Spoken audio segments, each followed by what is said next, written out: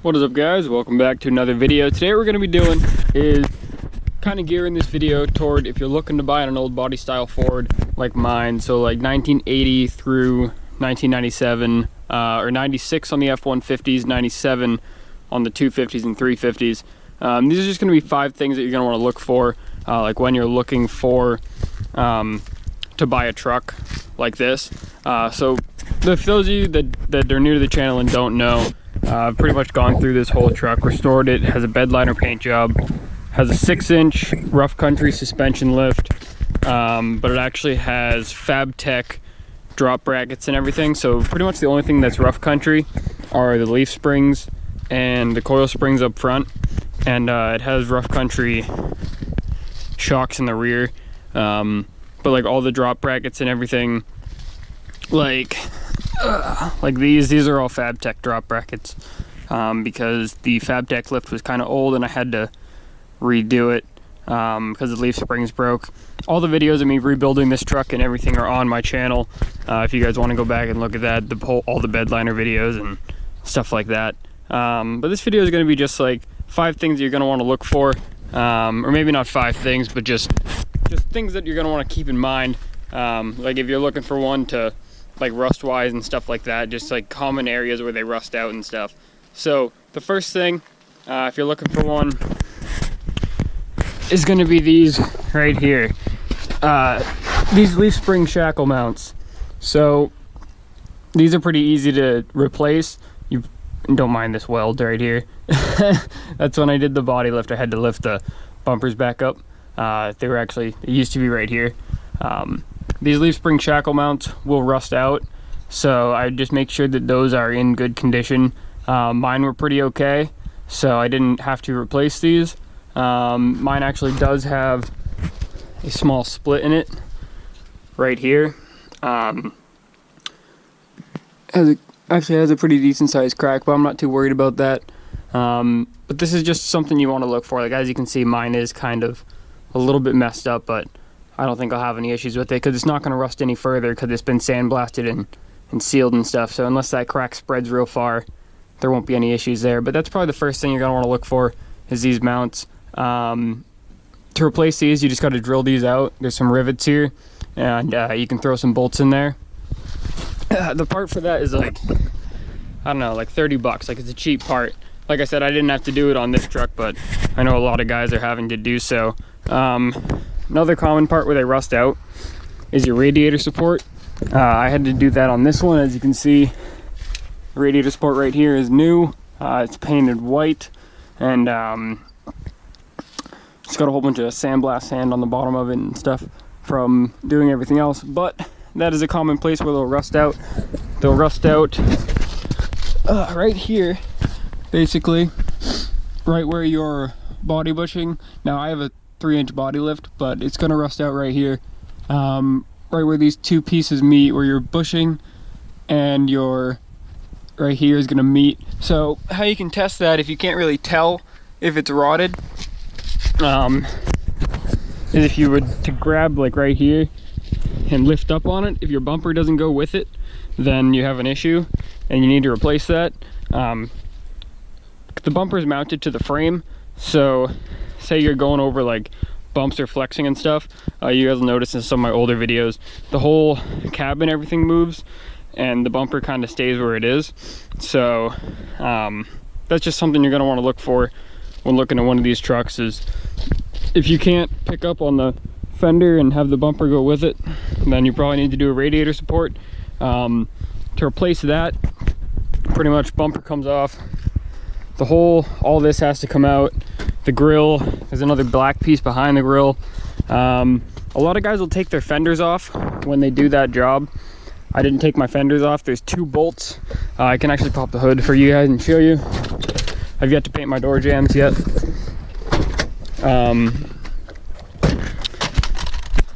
But pretty much there's going to be these 4 bolts right here, and the bolts that go right through here to your bushings. That's all you need to take out, and then the radiator support comes right off. Obviously you have to detach the radiator and everything like that. It's really not a very difficult job. I did mine in over the course of like 2 days. So it's really not all that hard. Just make sure you keep your bolts and everything labeled so you don't lose them. You can see I actually lost one right there, but it's not really a big deal. That's not going to go anywhere. But yeah, just look for the radiator support. Those rot out a lot. All right. Next thing you're going to want to look for rust-wise is going to be your wheel wells. Now these trucks are notorious for rusting out right here. My truck used to have pretty much rust up right around here. Like, it wasn't super great. So you can buy the patch panel for those. They're really cheap.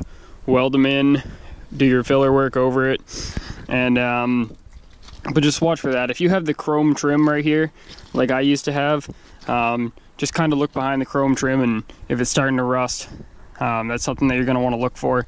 But this is probably the most common area for rust on these trucks, is right here. Yeah, all right, another common area where they rust out, I've seen people rust out right here on the cab corners. Mine were okay. They were actually pretty all right. As you can see, they're not rusted at all, really. Another spot where I was having rust issues, which I still have yet to do, still have yet to take care of, is right up here. So this is your front body mount for your cab. You're gonna get some rusting here. You can see this hole is getting increasingly bigger. What's gonna happen here is, if it's rusting here, that means the bottom of your floor pan is also gonna have all rust up inside of it. So, I mean, it's not really a huge deal, but I do need to sandblast all of this, probably cut this piece out, and undercoat, undercoat the whole bottom of this.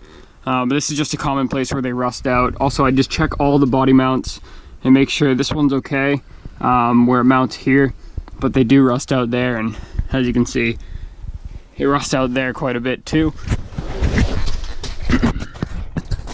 So that's really the common areas for them to rust. I've also seen guys, the front of their frame will rust out,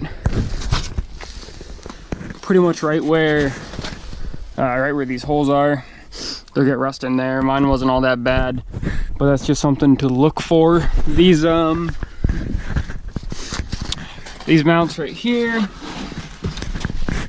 where your springs are, the spring buckets will rust out.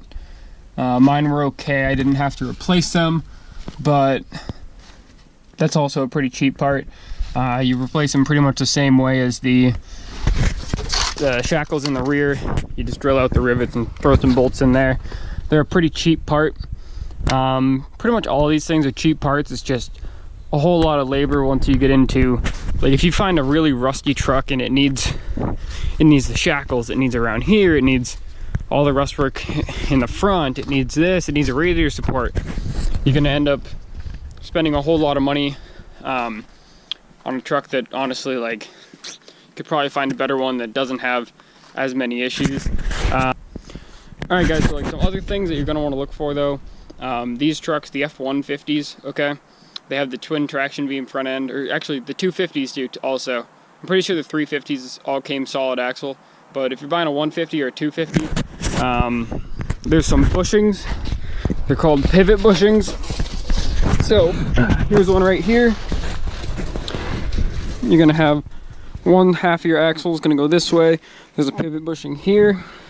You're just gonna want to check those, make sure that they look okay and that you can't, you know, like, move them around and stuff by your hand, or if the guy will let you put a jack under it, you can jack it up right here and watch and see if there's any play in the bushing.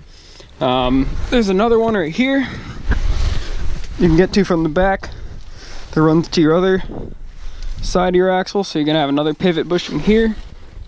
I just check that too, make sure, you know, like, you can't move it by hand, and if he lets you throw a jack under it and just kind of jack up on it, just a little bit of pressure is all you need to see if that bushing is going bad. Obviously I check U-joints too. That noise is coming from in here, not the U-joint, by the way. I just give it a little turn, you know what I mean, just make sure that it looks all right. Other common things, I did have to replace these bushings here for the radius arms. So these bushings will go bad too, so if they'll let you throw a jack under here, if you jack it up right here, you can watch and see if there's any play in that. I did have to replace this one. The other one I have not replaced. I'll probably have to do it at some point, but that one was okay.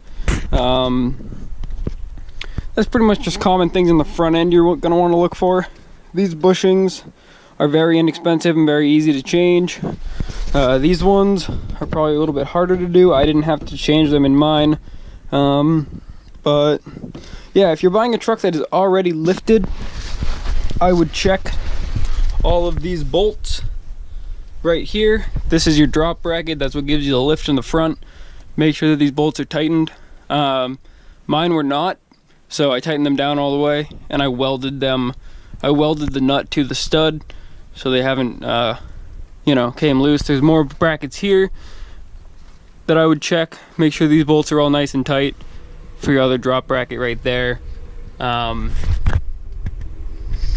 That's just if you're buying a truck that's already lifted.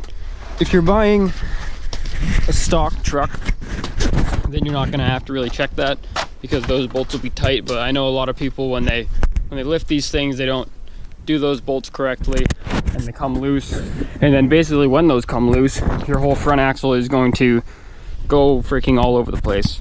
So that's just something you're gonna want to check before you drive it home. That's something that, like, it's not a big deal if they are loose, but before you drive it off that guy's yard, make sure those bolts are tight, especially if it's been sitting for a while or if it has a lot of miles on it, because you don't want to run into that, because literally that's what holds the front axle in the truck, is those bolts. So it would not be good to have that come apart on you. For a truck that's all rusted out like that, I wouldn't pay $1,000 for it. Quite honestly, where I am in New Hampshire, we have a pretty big salt issue, so really there's a lot of salt. Okay, like everything rusts out up here. So this truck doesn't get driven in storms anymore. I used to before I did the whole rebuild and everything, but it has not seen a single storm this year driving on the road, because I want to try to keep the rust out of it. I'd also just check these front wheel wells. Mine were fine, but underneath this plastic inner fender cover, it can get water and seep up into here. So yeah, that's really the common areas for them to rust. So I just keep that in mind when you're looking for one. Other common things that you may want to look for, I mean, these are just kind of general stuff at this point. Just make sure your interior is all together, you're not missing stuff. Unless you have the parts to fix it, like, I don't know, you can probably find like these pieces. I know one kid had he was missing this old door for his ashtray. Mine was pretty complete. Like, my headliner's in good shape and everything. Like, I didn't have to do anything to the interior really. My dash pad is cracked, but I honestly don't care about that. Yeah, I mean, that's pretty much all the common areas for rust. I haven't had to do a whole lot of mechanical work to the truck. It has a new transmission in it.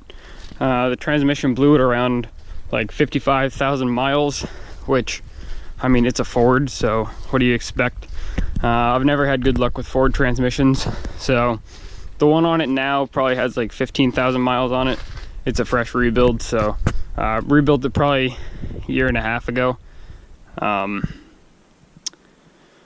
Yeah, I mean, obviously, like, you know, general stuff, like check the oil and whatever else. This, like I said, this video is for people that are looking to get into an old body style Ford. Probably kids, you know, like 16, 17, 18 or whatever, and you just want to know what you're getting yourself into. All your common rust areas and stuff. You're gonna have some skid plates of sorts. So there's usually a plate that goes over your catalytic converter. Mine fell off. You don't really need that, so it's really not a big deal. But as you can see, my floor pans are not all that bad. Just a little bit up in the front, like the other side. So yeah, I mean, I guess that's pretty much it, guys. If you guys want to know some more things, if you have questions, like if I left stuff out in the video, or if I left stuff out here, Make sure that, like, if you know more than I do about the whole mechanical workings of it, stuff to look for engine wise and stuff like that. Like I said, this truck only had 49,000 miles on it when I got it, so it really didn't have a whole lot of mechanical issues. So I haven't run into a lot of those yet. Pretty much just mostly bodywork stuff. But yeah, if you guys have any suggestions for people that are looking at doing this kind of a job or looking into getting into a truck, make sure to leave your suggestions in the comments for other common things that they should look for. Like I said, I haven't gotten into the mechanical stuff with it, pretty much just the bodywork stuff. So yeah.